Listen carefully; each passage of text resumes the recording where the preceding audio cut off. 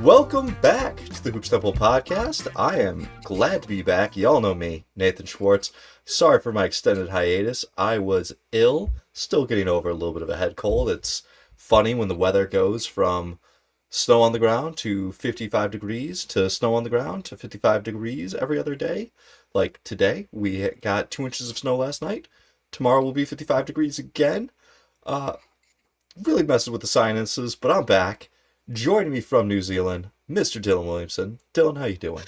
Hello, very good. The weather is like the Minnesota Timberwolves of climate, randomly hot and then incredibly cold. Yes, yeah. Unlike Minnesota, actually not unlike Minnesota itself. I have a coworker out there that we sit there and we're like, yeah, no, it's gonna be a sledding day within the snow, or it's gonna be a put on some shorts and try to get some shots up day.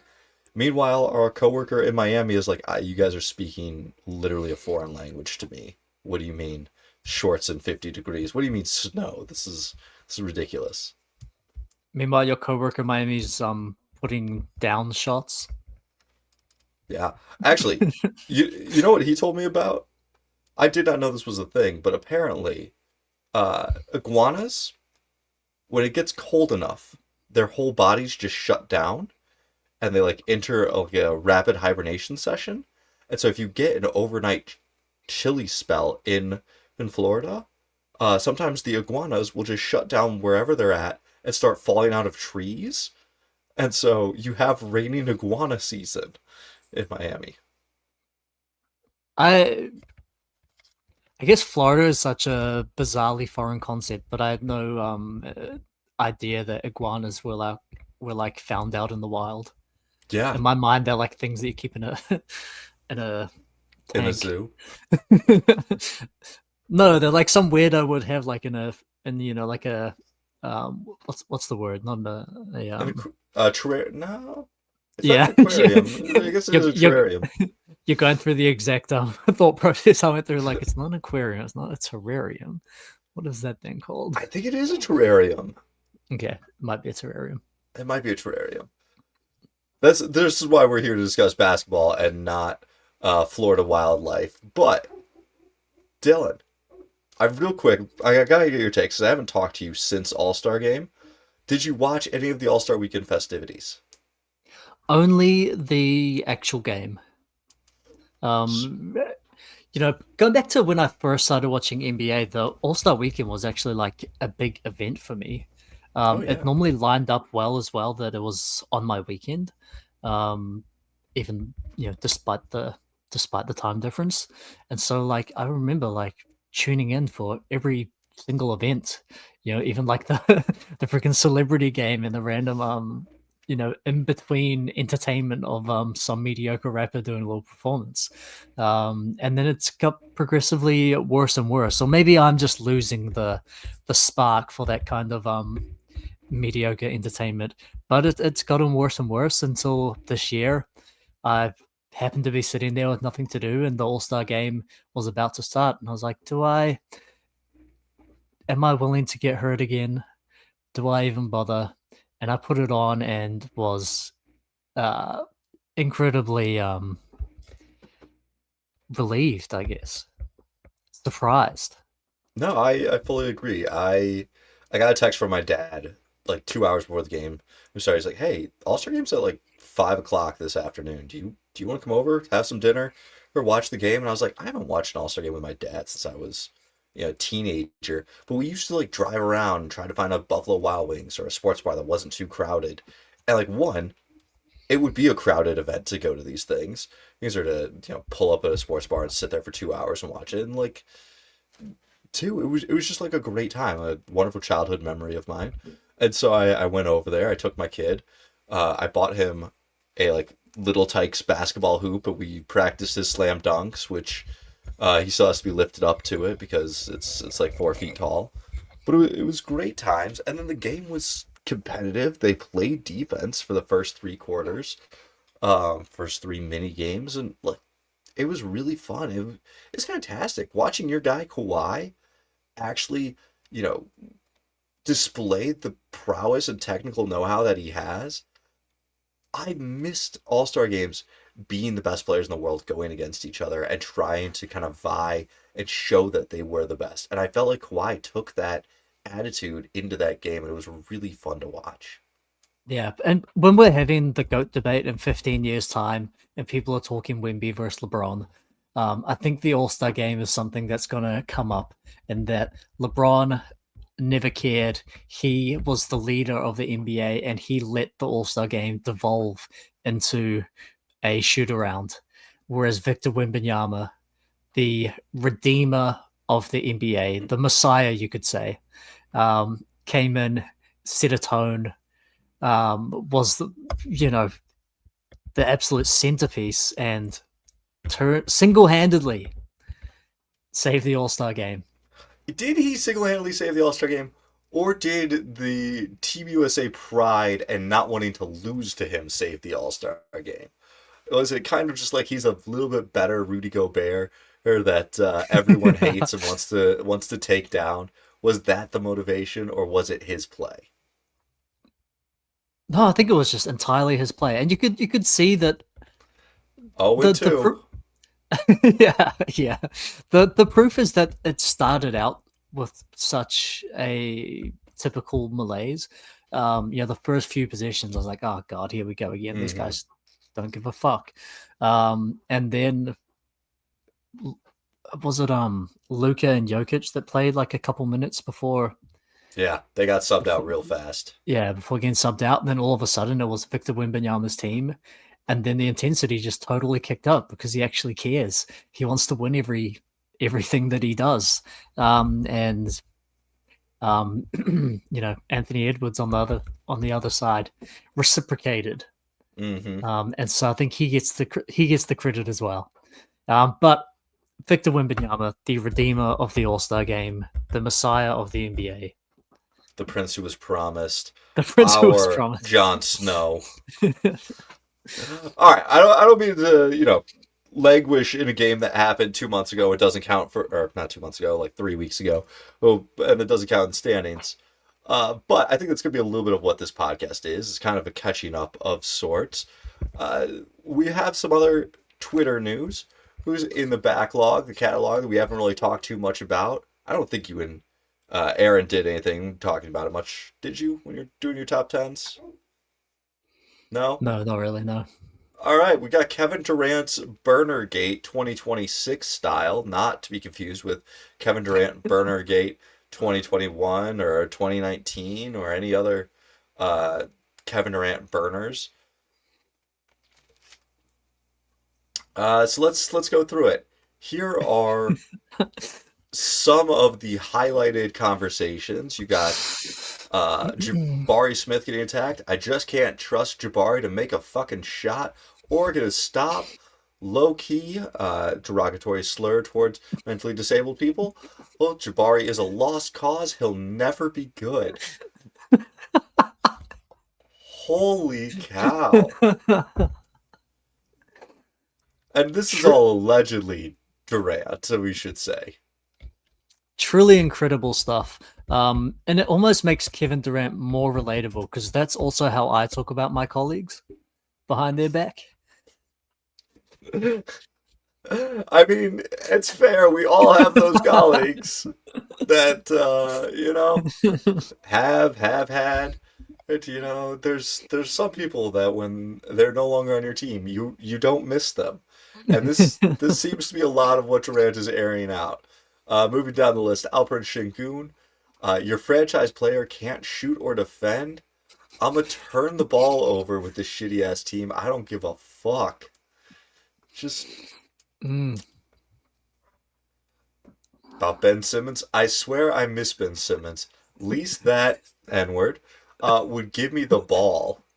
I wish he had said give me the damn ball, but just fantastic work. Yeah, I love that the only person who gets praise in this is well, there's some other backhanded praise to come, but the only person who unequivocally is praised is Ben Simmons, and this is Brooklyn Nets Ben Simmons as well. This is washed Ben Simmons. This is not even prime Ben Simmons. Low key miss him. Yeah. At least he would get me the ball. About James Harden, I miss that man. That's a good N word. Heard slightly delusional, but I understand him. Now, Nate, if your former colleague had leaked messages and they said, "Man, I kind of miss Nate. He was kind of delusional, but I get him." Are you taking that as a compliment? I mean, I see myself as a dreamer. I'm willing to believe that I'm kind of delusional at times. Yeah, if why if not? if he's using ableist slurs against your other colleagues, and all he's got for you is that you're a good dude but kind of delusional, are you taking some pride in that? Yeah, yeah. I think we can put out a pecking order of how Durant feels about his teammates Hmm. here. At the bottom seems to be Jabari Smith Jr. Mhm. James Harden I, at the top. Maybe we'll get ironically, into it, but the Steph. iro- ironically, his current teammates seem to be among the among the lowest ranked. Listen, who do you complain more about? Your last ex, your next ex, or the ex from like 10 years ago? It doesn't matter how bad that girlfriend was. You're complaining about either the person you're currently with, the person you were last with. It doesn't matter how bad things are. That's true. But That's true. uh, about Steph Curry, if you don't screen and pass up shots for Steph, you getting waived.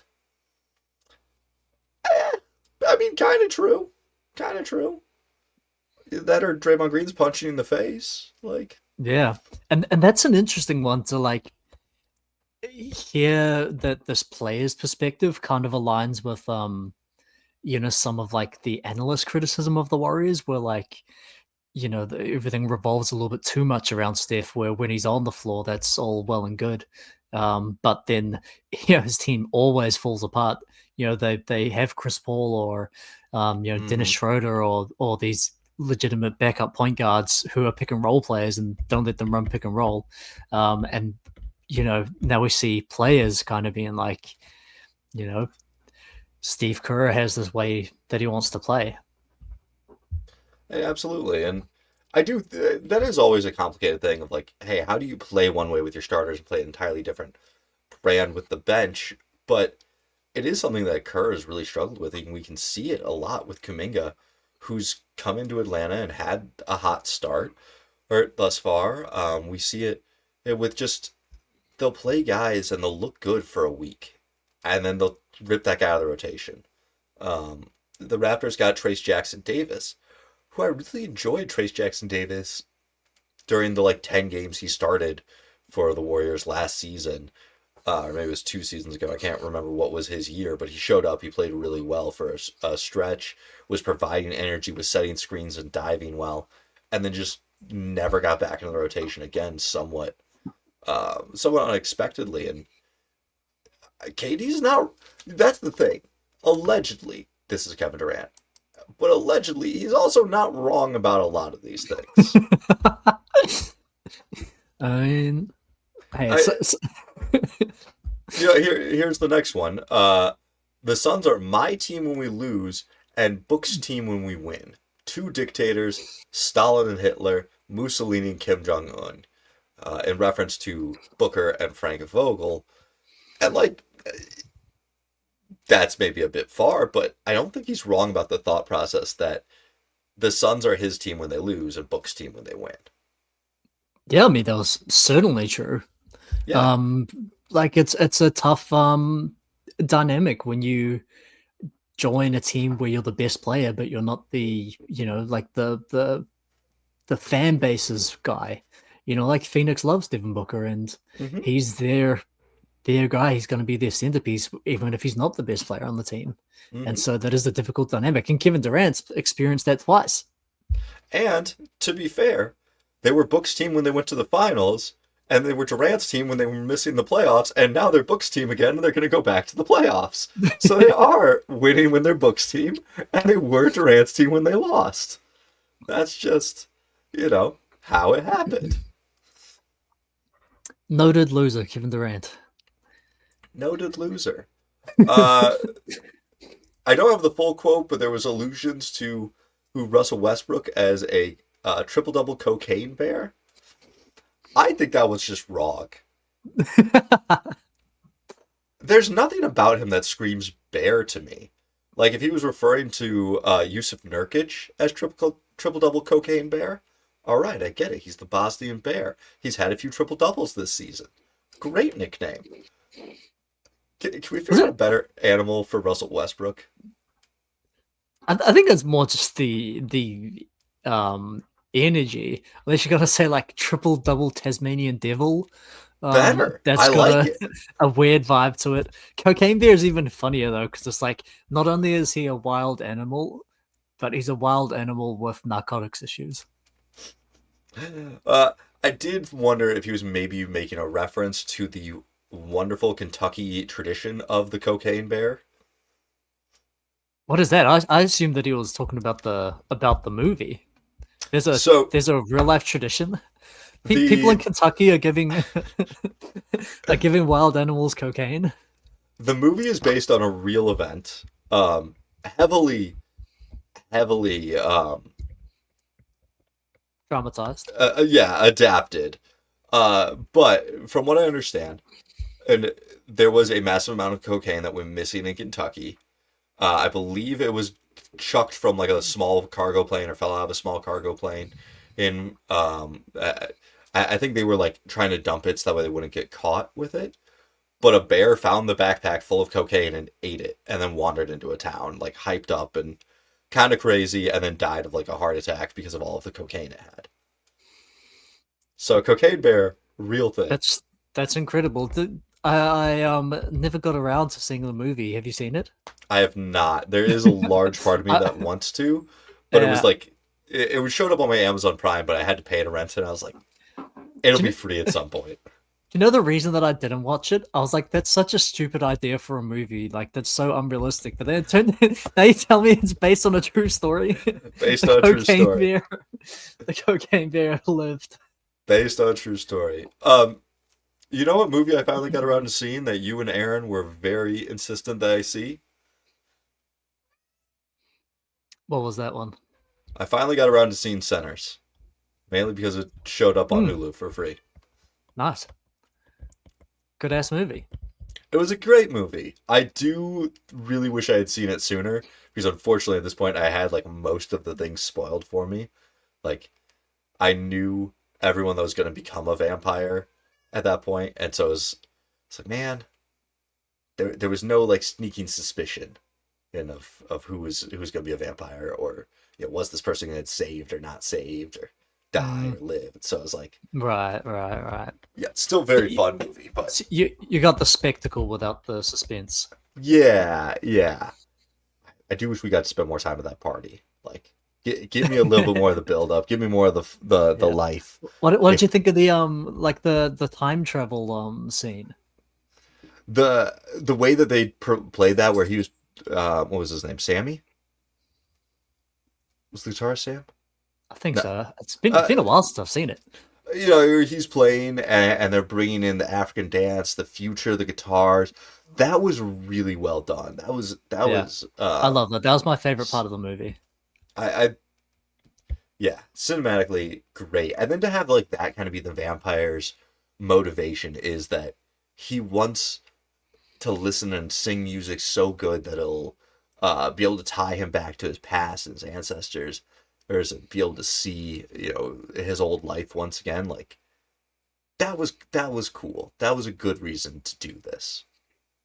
I do wish they were a little bit more slick with how they turned some people. Like, give me some. Did they not? Mm-hmm. But yeah, back to the locker room vampire. The locker room. That's a beautiful nickname. Can we make that a thing? Hey, for KD. the Uh, tarantula becomes the locker room vampire. How do you think that would affect the locker room? Um, it's weird. I feel like a guy having those opinions and being like that. I feel like you kind of have a something of an awareness. Like I feel like they probably knew that this is the kind of like person that Kevin Durant was, and to a degree were like accepting of it beforehand. I think it's the worst thing is that it's come out publicly. Like you're already seen like Tyler Hero calling Durant burner boy. Like, can you imagine if Jabari Smith goes to take a technical free throw? The other team's just gonna be like, Kevin Durant, what do you think of this?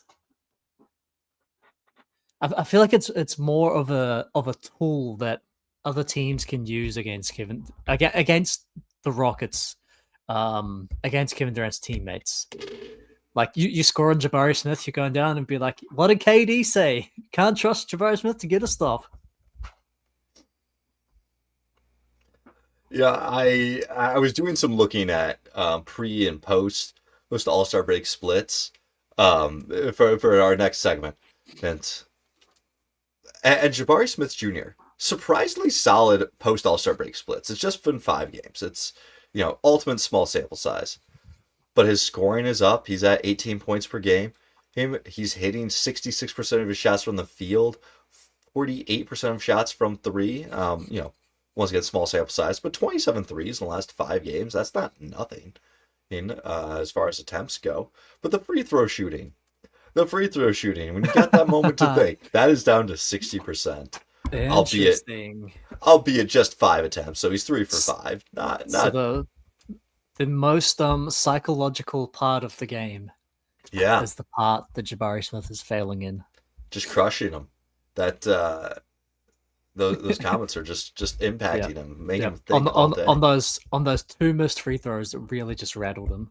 Yeah, yeah. I gotta say, I can't imagine Jabari's there next season. Just Yeah. you're you're probably not moving off Durant. I don't know that anybody really wants Durant, but what a weird way to end your career as arguably one of the 15 greatest players of all time. Yeah. I mean, there's been a fair amount of sort of going out sad recently where, you know, Chris Paul had this, supposed to be having his farewell season with one of the franchises that he most helped in his career, and then ended up clashing so much with the coach and with the front office that they just sent him home, and then eventually traded him just to be cut. LeBron is going through this thing with the Lakers where he's had his team usurped. He's going to come into Hmm. the off season and probably, I mean, most likely end up in a situation where he finds that no team actually really wants him. I do Where the Lakers are like, oh, I think we're good. I do really And so wonder if like that's gonna be a trend. Sorry. yeah, um, yeah. I mean, maybe with that's the eventual sort of conclusion of player empowerment is now they have all this agency and now they don't have this loyal team that's willing to give them the farewell that they so quote unquote deserve. Or even just be a part of that team. Like Dallas after Dirk won the title. Dirk stuck around for a number more years. What did he finally retire in 20 oh gosh, I feel like he retired the year after Kobe, so it'd be 2017, 2016. Like he stuck around for many more years. Got to play with rookie Luca, got to play with the next three Dirks, Luca, Maxi Kleber, and Kristaps Porzingis, as the Game of Zones once showed. Uh, that like is at least kind of a nice way to sail off into the distance and be, the franchise face. Kobe, he got to play with all the young guys in LA. Duncan gets to walk out on top. I think Curry will probably finish his career as a Warrior, good, bad, or ugly. But yeah, so many of the last generation stars really just kind of team hopped at the end, and that's a big part of I guess I'll say the negative side of player empowerment and of jumping teams. Like, and it's not to say that's just been these guys. I mean, we have the Hakeem Elijah one in Toronto, the Patrick Ewing in Orlando, ooh, even Charles Barkley with the Rockets. Like, a lot of stars kind of got to, had their bad team moments, but it is just kind of sad watching some of these guys that should be generational talents and probably should have been single franchise guys, hunting for teams at the end and kind of walking away disappointed. Yeah, and for LeBron, who sort of became the face of player empowerment for doing the unthinkable and changing teams at the peak of his powers, it's interesting that he's almost going to become this real symbol of this as he sort of potentially goes out in a really sad way. And he he like kind of has brought some of this upon himself as well, like the Hennessy ad, um, Oh god. kind of like now ruins if he does have a big retirement announcement. It's not going to be as impactful. Mm-hmm. Um, and to the Dirk analogy, um, what sort of separated Dirk and even Tim Duncan from a lot of these guys is that they had the self awareness to know that they're not that guy anymore and to take a step back. Whereas I don't think LeBron will ever No. have that. No, it's they're cut from different cloths. Uh, and to be fair, you kind of do have to be cut from a different cloth to be To be the greatest player of all time. Yeah. yeah, yeah. This it's what you see with a lot of NBA players that are kind of on the fringes of being great, it, where like their self-delusion and of their own grandeur is what got them to the NBA.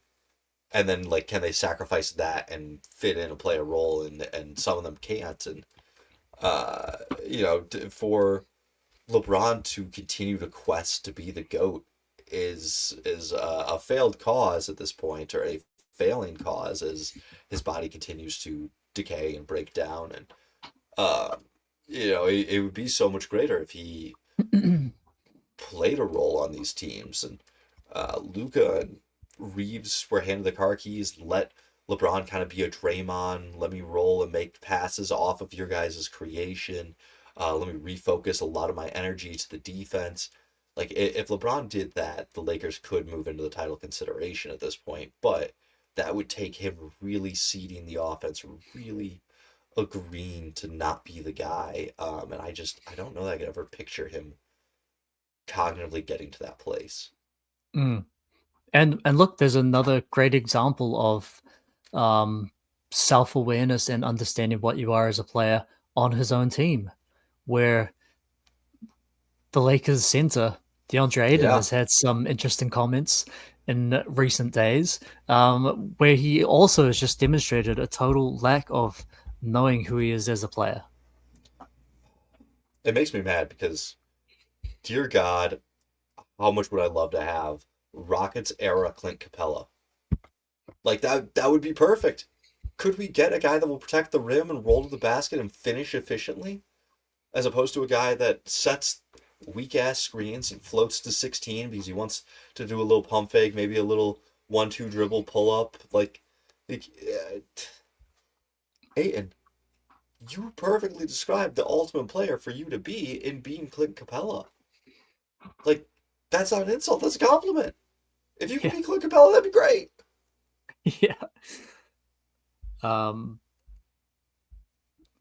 yeah, currently the centerpiece of a god awful defense that gets better when he's off. One of the worst rim protectors in the league, despite having all of this physical size, Mm-hmm. and pretty reasonable feet.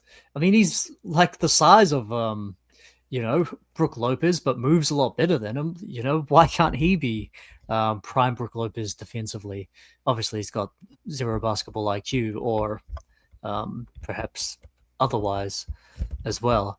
Um, but yeah, like it's interesting to see, and it reminds me of D'Angelo Russell as well. Do you remember his Yeah. comment? Oh, I don't remember the specific one, but just the general mindset of him He, always wanting to kind of be the guy.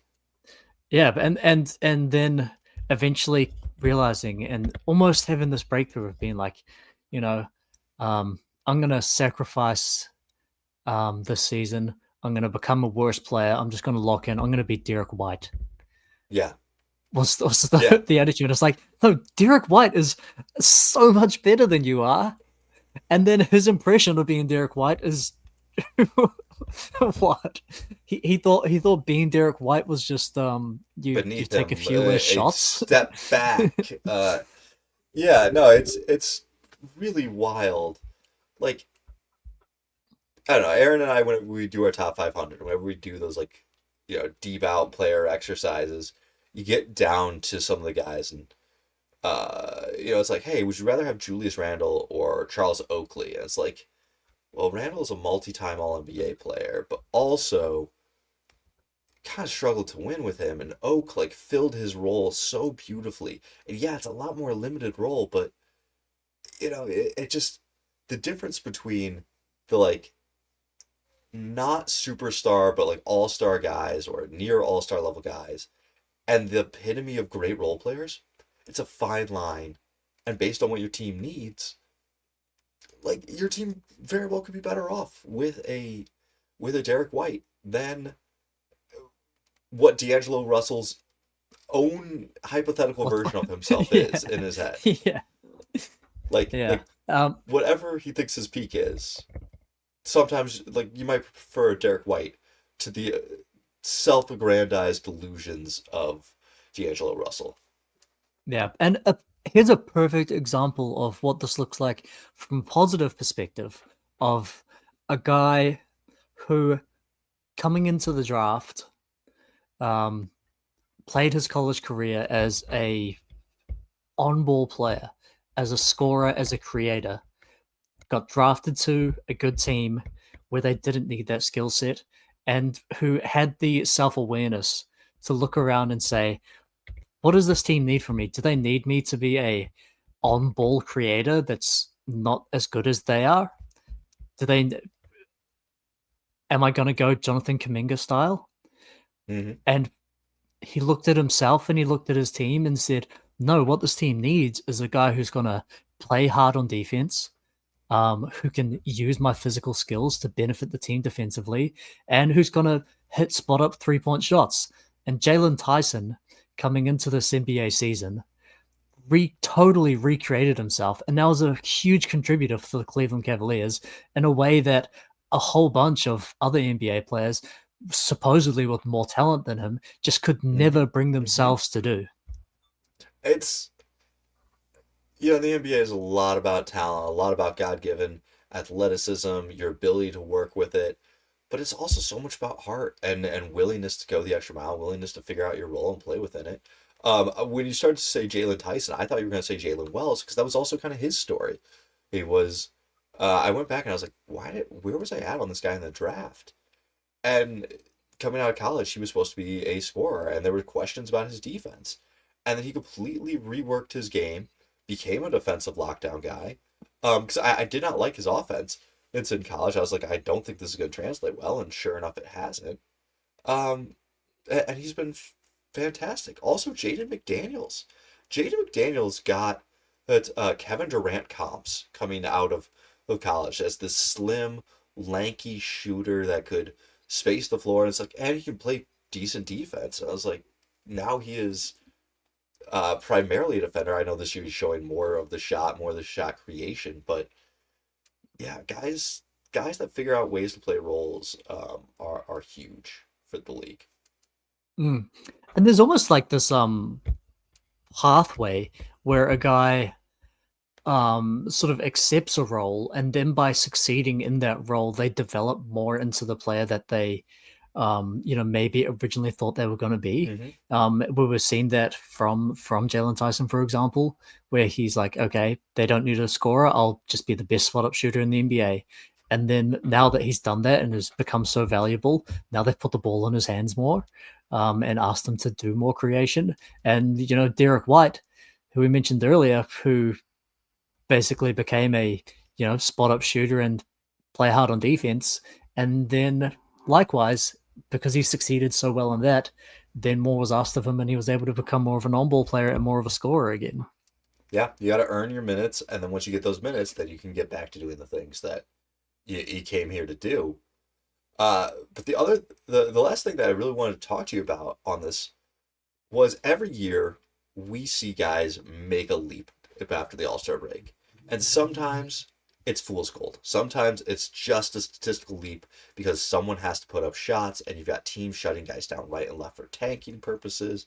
This you've got so like minutes can get screwy, and I grew up with an economist as a family friend, and he always had this joke that economists have predicted 8 of the last 4 recessions. Basically, you know, they're always looking for it. They're always trying to predict it. Yeah. Um, and so they end up over predicting, and I think that can happen a lot with these like post All Star break stats. Is hey, these are going to be great guys. They're going to be All Stars next year, and then it's like, oh no, it was just a fluke. But um, I first want to ask you if you've got any candidates, and then I want to go through the 6 guys that I've got on my list that have been playing incredibly well post All Star break, and maybe do a little real or fake in your mind. No, no, give it to me. No, no. I first want to see if you had any of these guys on your list. Like if these were guys, and I think at least one of them has to be that you're thinking will be breakout candidates.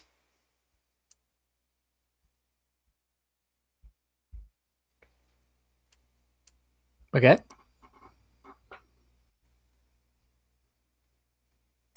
So who do you got?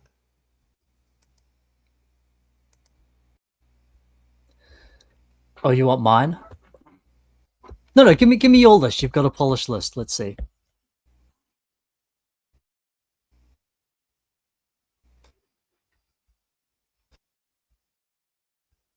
Yeah, with the 6.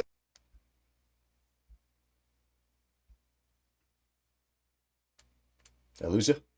Yeah, Got a little lag broke in up for a there. second. Yeah. Oh, Go. no, you go first. Yeah,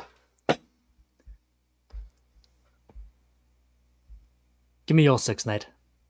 fine, fine. All right. Number one, we've got Sadiq Bey, who in the last 5 or 6 games since the All Star break has been averaging 25 points on 53, 40, 90 shooting splits. Just absolutely torching it. The Pelicans have somehow become one of the top offenses in the NBA over the last couple of weeks since the All Star break. Is this real? Is this fake? How are you feeling about the Sadiq Bey assance? um, I almost want to. I mean, the natural inclination is to be like, hell no, Sadiq Bey is not this level of player. Mm-hmm. But I actually do really like the season that he's been having. Where prior to this, he was kind of falling into the realm of one of these guys who was this 3-and-D player who didn't play defense and wasn't also that good of a shooter. Um, one of these guys who kind of wanted to do a little bit too much and wasn't effective at it. But he's had a really nice renaissance for the Pelicans. Has become one of their key players as they play. Have you seen their starting lineups that they're playing?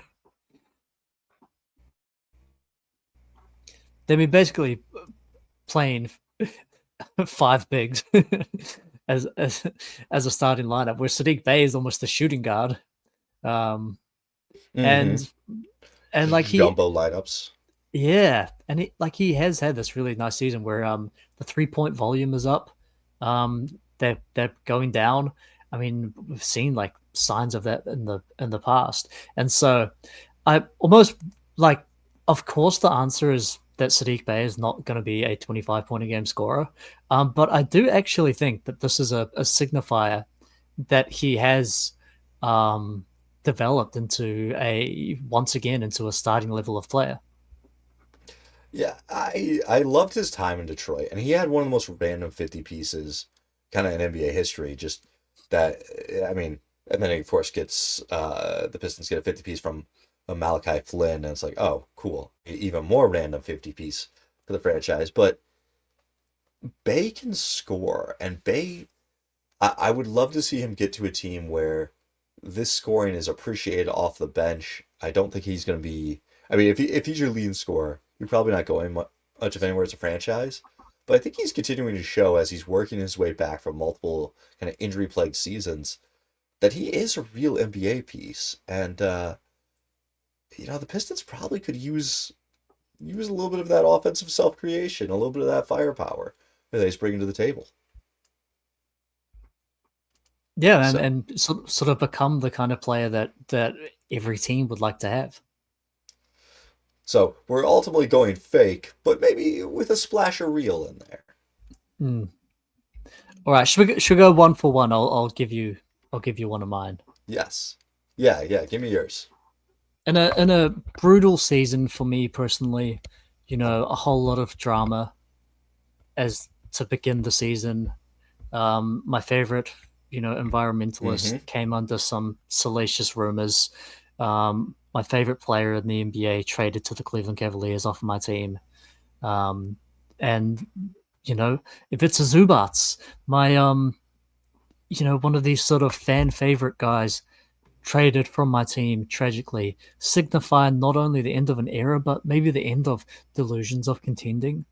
And one of the guys we got back was a guy who I've never been a big fan of, but has proven that he can have some value, and that's Benedict Mathurin, who has been either coming off the bench or as a starter, has shown that he does have some creation ability as part of a good team, and has been putting up some pretty nice scoring performances.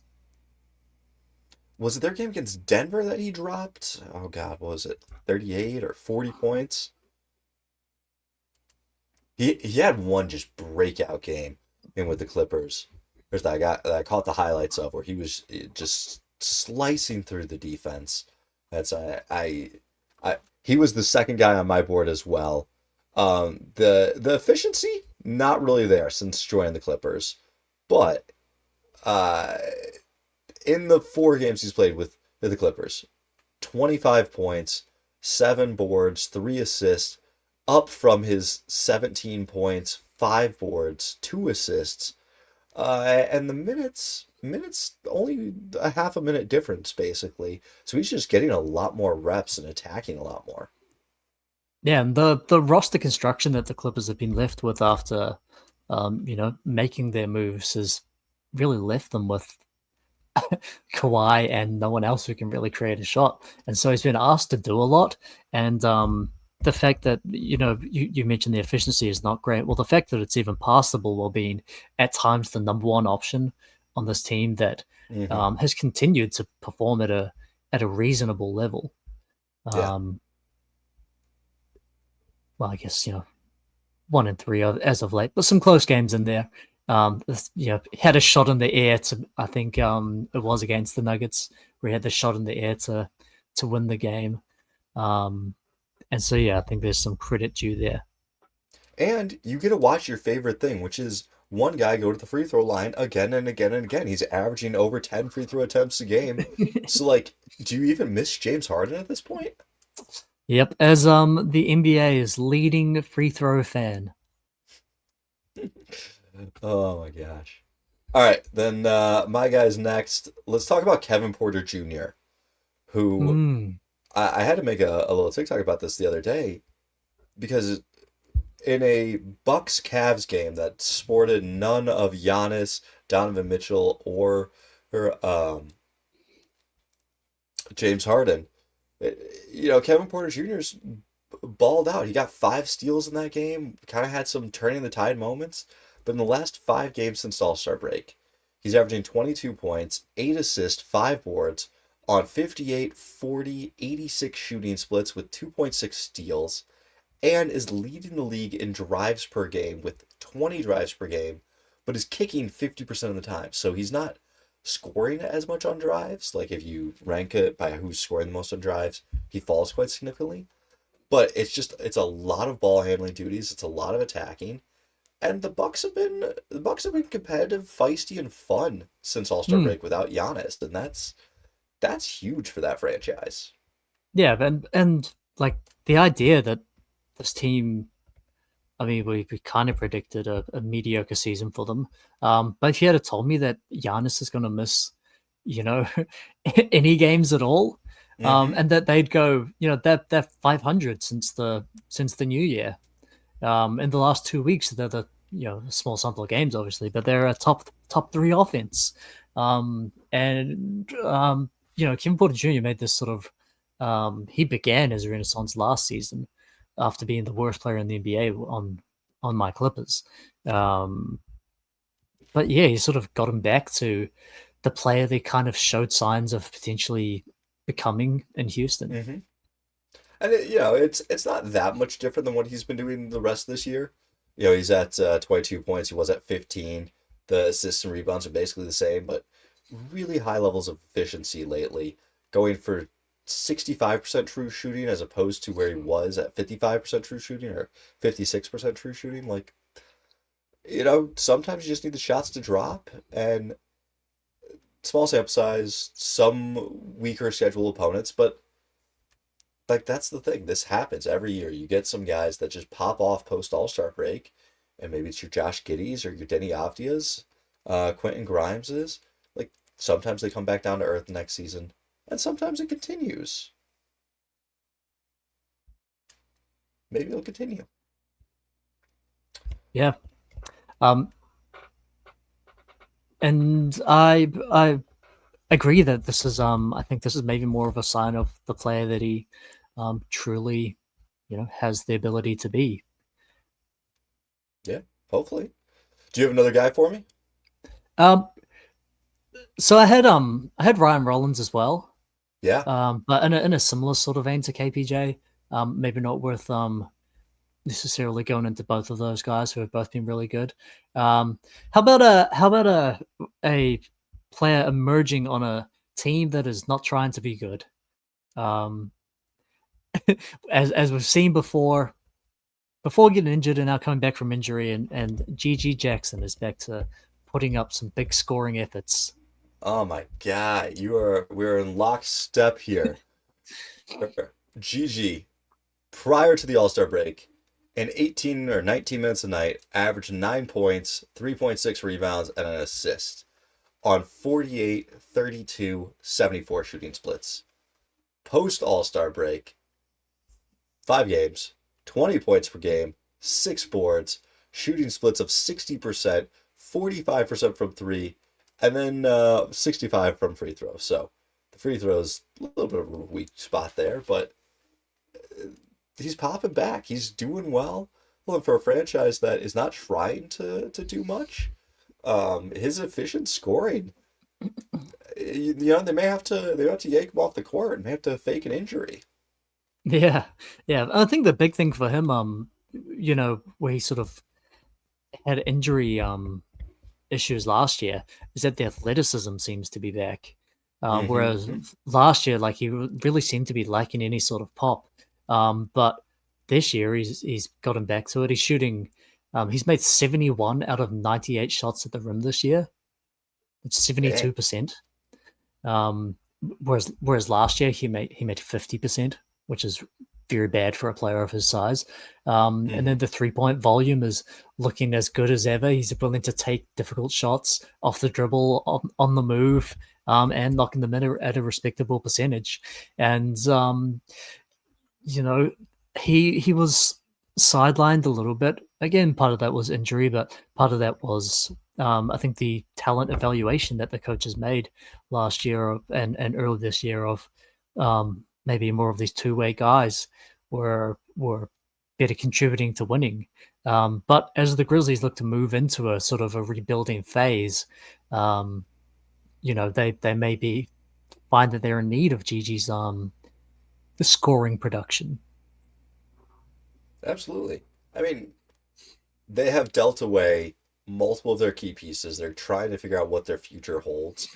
I do think it's really interesting that they've kept Ja, and part of that's probably just the lack of value that Ja has. It's more Yeah, of a market. I'm sure they tried. Well, but it puts them in an interesting situation where they now are very pick rich. They do have young guys that, if some of those young guys could take a leap forward over the next year, they're, if Ja comes back, some of the young guys take a step forward, they're in a pick rich position. Maybe they swing faster. Maybe they go from being, hey, we're gonna tank it out this year to let's be buyers next deadline and let's make another run. It's just an interesting position to be in where they were um, they were good. They kind of half pivoted to a tank, but just by keeping Ja, I think the door is still open for them to really quick reboot or rebuild if any of these guys pop off. And GG Jackson looks like he could be a suitable enough replacement for Jared Jackson Jr. Yeah, and it's a good position to be in as a franchise. Like the worst thing is to have yourself boxed in. Yeah, Whereas now, as you say, they've got the options. They can continue to sell. They could buy. They could rebuild, or they could push in and try to be a playoff team once again in a very short turnaround. man, I really wish I had thought of this, but I'm pretty sure Kevin Durant has had some very disparaging tweets about not wanting to play in Memphis, or like, just no one wants to play in Memphis type of stuff. I should have looked that up, but would have fit the theme very well today. um, yeah, I mean, well, if you're in that position as a franchise, then it's even um, more important to develop these players, which Memphis has done a great job of. Mm-hmm. Mm-hmm. All right. Well, actually, we haven't done a good job of this. Real or fake? Is GG Jackson going to be a 20 points per game scorer next year? Is this a sign of things to come?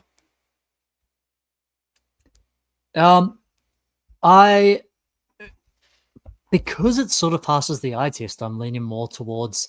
Obviously, he's not going to be a starting primary scorer, but because the eye test looks so much He better, could be. I am more open to the idea that he could really fill a role as a Michael Porter Jr. type of player. Yeah. I don't know. I see 20 as a consistency for the next year, but 18, 18 seems doable.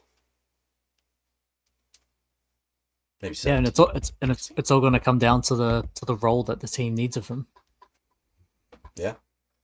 All right. GG was also on my board. So you've gotten. I've said two of my six. You've said two of my six. My fifth guy is is one of those guys that whenever I bring him up, it's like the if there are no fans of this player, then I am dead type of situations. Um, because I really have loved Devin Vassell since the draft. I've thought he was going to be good. And I've also come with like 1,000 fake trades for him because I thought the Spurs desperately needed to upgrade this position, and I felt bad.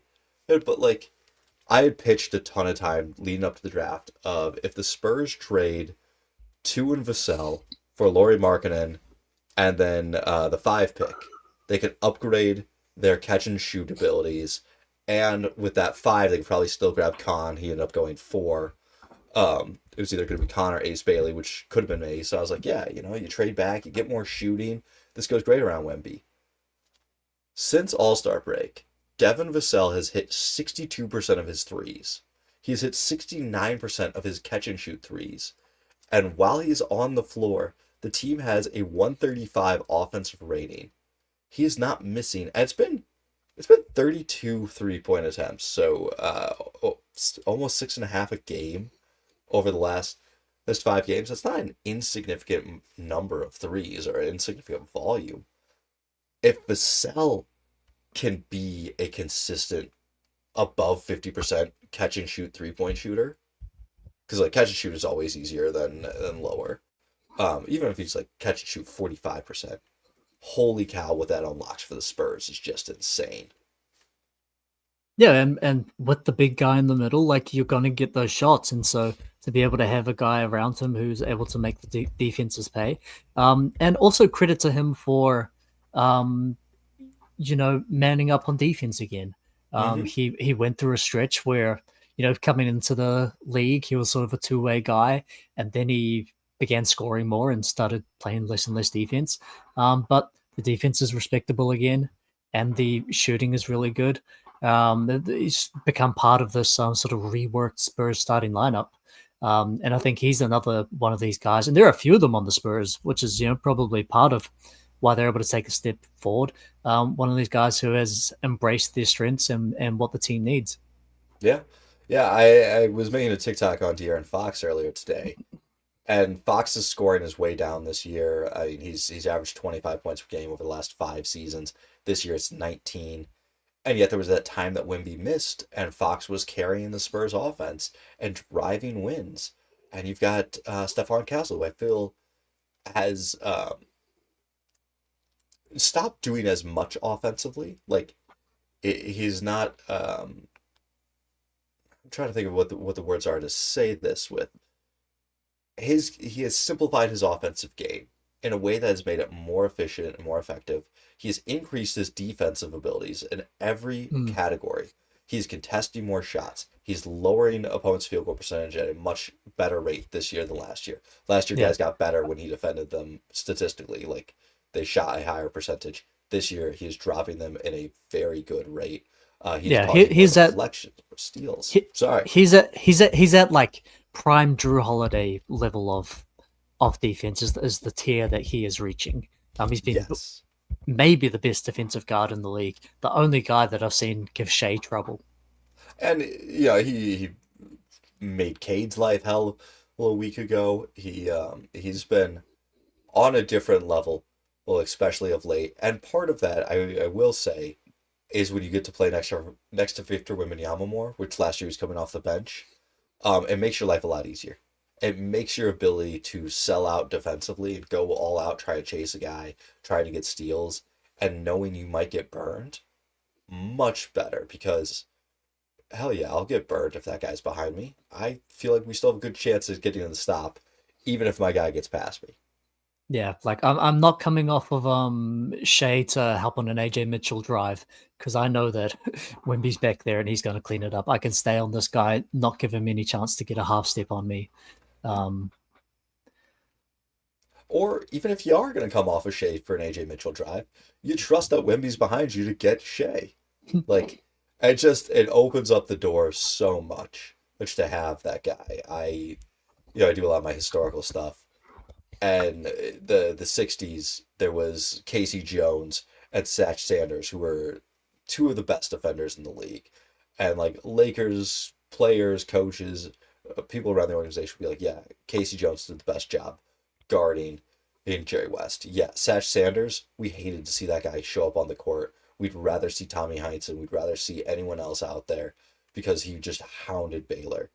And at the same time, Satch and Casey would be like, yeah, we were awesome defenders because we had Bill behind us, and if we got burned, he was going to clean up our mistakes, and he allowed us to be that much more aggressive because he was going to be behind us. And I feel like that's what Wemby has empowered Castle to do this year. yeah, and then on the offensive end, Wemby's ability to get to the rim and finish is reliant on having players around him who are able to space the floor. And your pick of Devin Vassell has done a really superlative job of that. Yeah, yeah. All right, you got any other breakout candidates for us? Do you wanna talk a bit of Case and Wallace? Sure, I didn't have him on my list. What's the case on Wallace? The case on. Um, since Shea's been out, starting more games, Mm-hmm. the production gone up. Post All Star game up to basically 18 points and 6 assists. The efficiency's been solid. Just being asked to do more with the ball.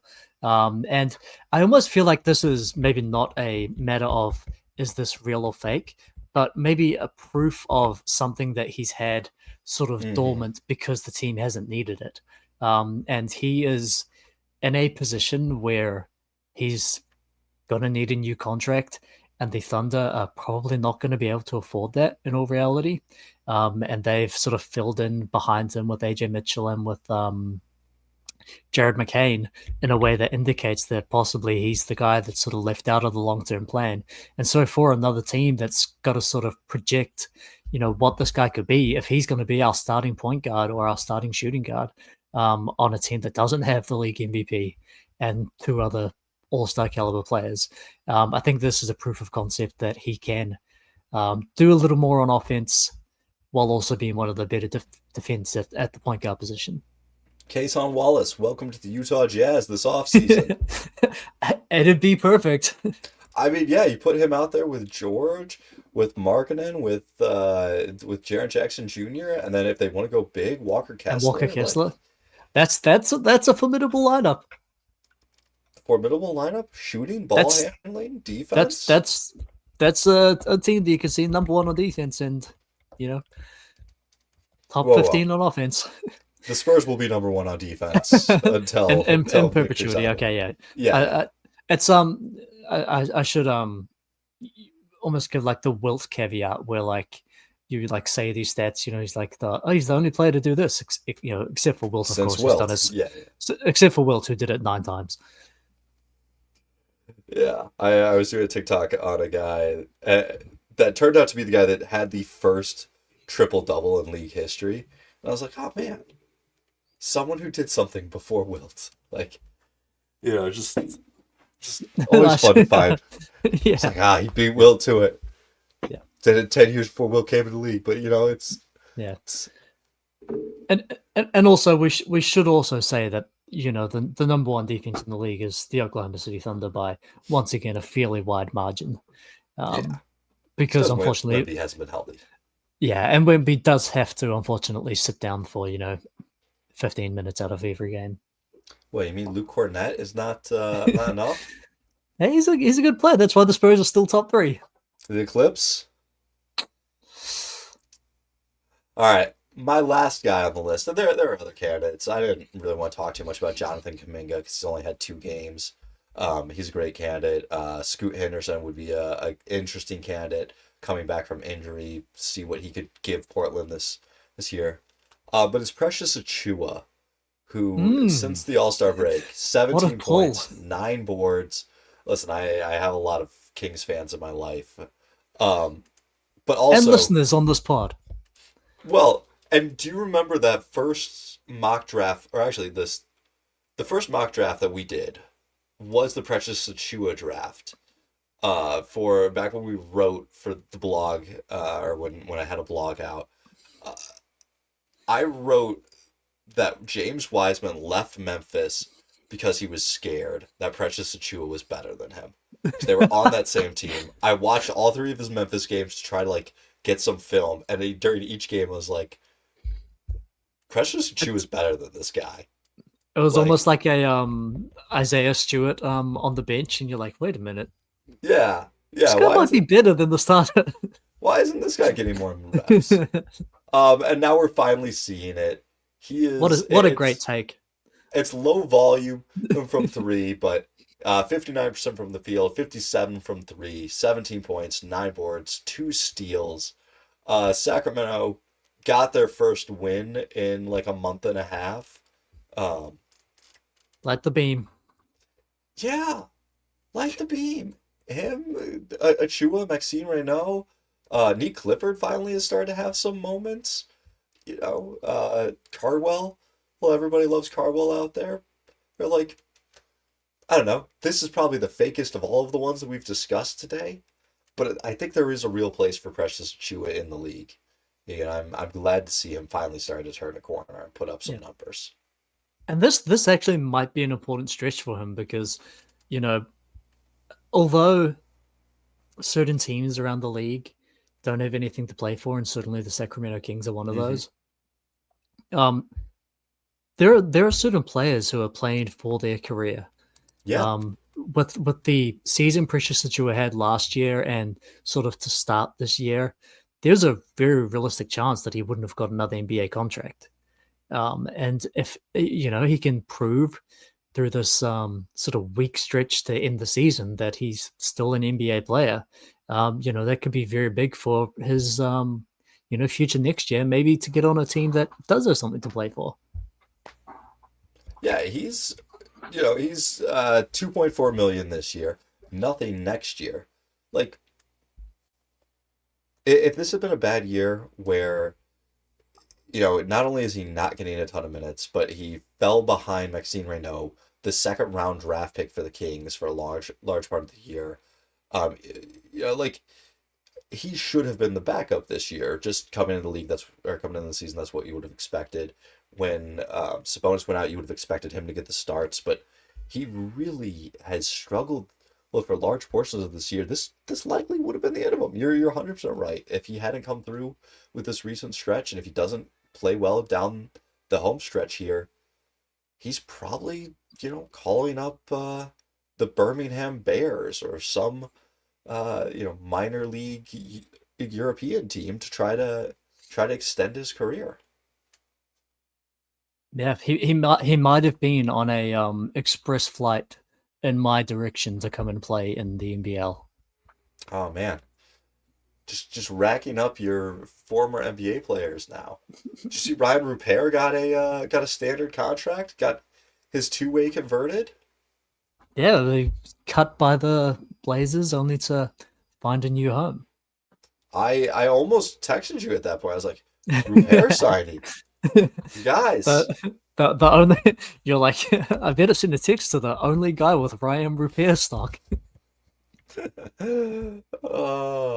But yeah, that's all I've got for Mm. potential breakout candidates. Anyone else that you're seeing that you're hoping can have a really great stretch during the end of the year? I'll close it up with three kind of similar guys. Well, I think we can mention sort of the whole Charlotte Hornets, Mm, who have been the breakout team. yeah. Um, some of their guys can continue to really play well. But I also want to mention a trio of somewhat similar players in Najee Marshall. Um, hang on, I'm going to get this right. I can never get the McDaniels right. Whichever McDaniels the good one, Jaden McDaniels, and Nickeil Alexander Walker, who are Mm. three guys who are primarily in the NBA or in the role that they're in for their defense and their complementary play. But in recent games, post All Star and briefly before, have been asked to do more with the ball in their hands and have shown that they do have that ability. So I want to shout out those guys. Those guys will all probably be in our most improved discussion when we start pivoting more towards awards talk in a couple of weeks, actually. We're Mm. not that far from playoffs. Are we like 6 weeks away? Usually around April 10th. So yeah. Only 6 more weeks of Precious Achua starring for the Sacramento Kings. Hey, I do just because of the names you threw out there, I do want to also mention Beef Stew, a man who Oh has yeah, connections, we'll say, with the defensive crowd, that are being asked to score more. Beef has been a fantastic defender all year, and for past years has improved his 3-point shooting. yeah. Currently I serving a think he's a suspension for his connections with the Charlotte Hornets. I think he's a top 15 player at his position, and such a Really? luxury for the Pistons to have that guy coming off the bench. Yeah, yeah. I'm excited to see him in the playoffs. I'm excited to see how many scuffles the Pistons can get in the playoffs because they're ramping it up. They scuffled against the Spurs. They had a minor dust up when they played OKC. They're not taking any guff anymore. They're coming. They're here to fight, even if they're not here to win. Mm. What is their playoff matchups looking like at the moment? Um, like they shit, they'll probably get the Hornets in the first round. Oh God, I hope not. What a series! I mean, yeah, what a series, But I was hoping for an easier test. The way it would currently shake out, if everything stayed aligned and the playing games went according to expectation, they would have to play the Miami Heat in the first round, which is not a nothing of a series. Mm.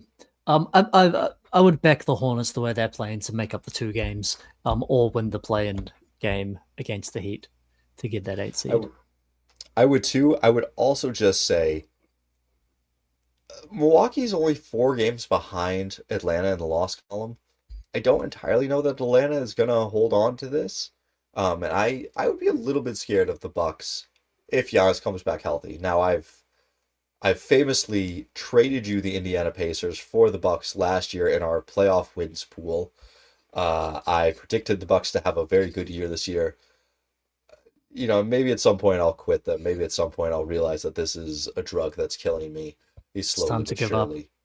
But as long as Giannis is in Milwaukee, I will always just keep an eye out on them for being a potentially overachieving team, someone that can show up and play a little bit of a party pooper. The Milwaukee Bears are the Milwaukee Bucks are your cocaine to your beer. You need to quit the backpack before it gives you a heart attack. Fair enough. All right, good sir. Where can the people find you? Every week on the Hoops Temple podcast. You're here more often than I am of late. Hey, someone's got to hold it down, you know. I'm Are you guys you guys there are 82 game players and there are 16 game players, and I show up every night. appreciate you. You can find me Nate_Hoops Temple on TikTok, YouTube. Email the show hoopstemple@gmail.com. We'd love to hear from you. Thanks for listening.